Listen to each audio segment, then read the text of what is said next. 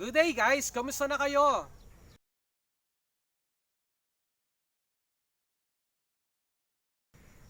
Welcome nga pala sa St. Bernard's Pinoy Mountaineer dito sa aking channel. Sa unang vlog, pinag-usapan na natin kung bakit nga ba namumundok ang mga tao. So, 10 dahilan yung nabanggit ko. Ngayon, sa pangalawang chapter ng Basic Mountaineering Course, ay pag-uusapan naman natin ang 8 categorical climbs na kung saan yung mga gusto nang sumubok sa pamumundok, dito na nila malalaman kung papaano or kung saan sila muna aakyat ng bundok. So, hindi na natin patatagalin itong intro na to. Simulan na natin ito ngayon. Narito po ang 8 categorical climb na dapat isipin at paghandaan ng mga mamumundok.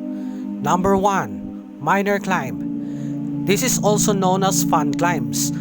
These are conducted for their recreational value. They are light and relaxing backpack trips.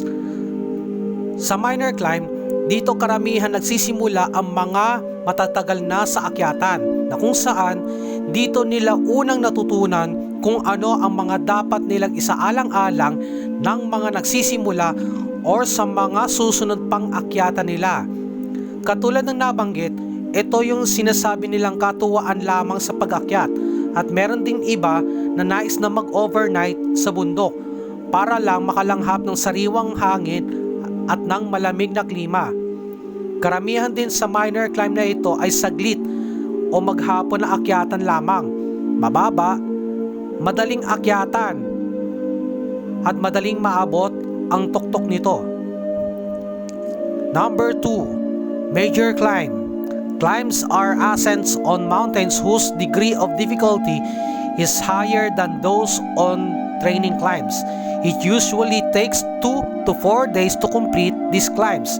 Sa climb na ito, dito na masusubok ng mga mamumundok ang kanilang kakayahan kung paano nila malalampasan ang dinaraanan nila tulad ng mga matatarik na akyatan, nangangailangan ng lubid, tamang pag-apak para hindi maaksidente, mabatong daan, pagtawid sa ilog, makikipot at may bangin na madadaanan o yung tinatawag na knife edge trail, mahaba at malayong lakbayin. Minsay pabago-bago ang localized weather system sa nasabing bundok. At mala obstacle course na daan na kung saan susuot sila sa isang trail tulad ng nakaharang na mga puno. Dito rin sa major climb, may mga madadaanang mga sariwang gulay, magagandang halaman, at makakainom ng malinis at malamig na tubig. Number 3, training climb. The primary purpose is to meet the training requirements in preparation for a major climb or to develop a more fine skills in climbing. Ito kadalasan ang ginagawa ng mga mountaineer kung saan ay kailangan munang umakyat ng mga bundok na may pagkakahawig sa inaasahan nilang aakyatin.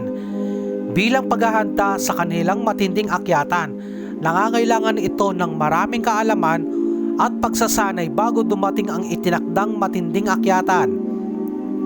Number 4, cleanup climb or for a cause.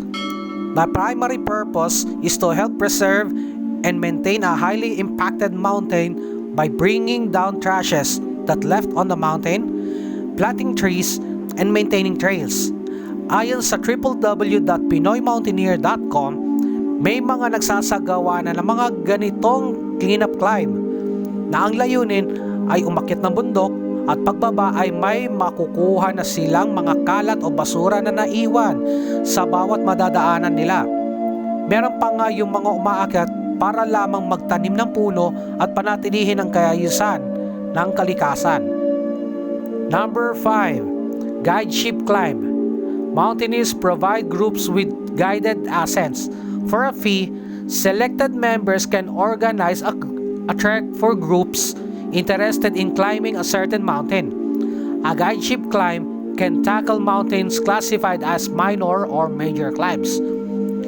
Ito yung guideship climb na kung saan ang nangunguna dito ay yung mga hiking organizer na may karanasan at may kaalaman na sa mga nadaanan sa bundok at magsisilbing gabay nila sa kanilang daraanan. Or sila yung mga taong nakatira na mismo sa bundok or malapit dito. Number 6, exploratory climb.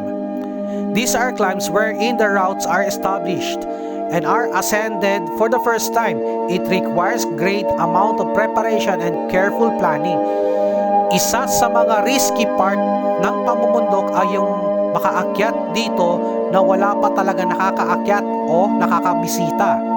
Ang layunin dito ay gumawa ng mga maayos na daan or trail para sa mga magbabalak pang umakyat sa nasabing bundok. Meron din itong tinatawag na pagbubutas sa daan na kung saan yung mga local guide ay may dalang bolo na siyang magtatabas ng mga posibleng daraanan ng mga mamumundok. Number 7, high altitude climb. A mountain is classified as high altitude climb if the elevation is reached of at least 10,000 feet above sea level. When you reach the certain level, the oxygen content is getting thinner, and the mountaineer is needed to take a slow pace as he reached the summit while trying to get more oxygen content in that area. Sa high altitude climb, tanging Mount Apo lang ang kaisa-isang bundok sa Pilipinas na pinakamataas at nakalampas na ng mahigit 10,000 talampakan sa ibabaw ng dagat. Hindi talaga katakataka na ayon sa aking karanasan ay kinapos ako ng hininga dito na kinakailangan maging mabagal sa akyatan hanggang sa maabot ang summit na kahit summer ay malamig pa rin dito. Number 8, alpine climb. A mountain is classified as alpine climb if the ascent has ice trail that a mountaineer should use the recommended outfit and gears for this mountain expedition. He should have a strong stamina to conquer the blistering or blizzard cold temperature. Walang ganito sa Pilipinas ang alpine climb dahil tag-araw at tag-ulan lamang ang meron sa season natin.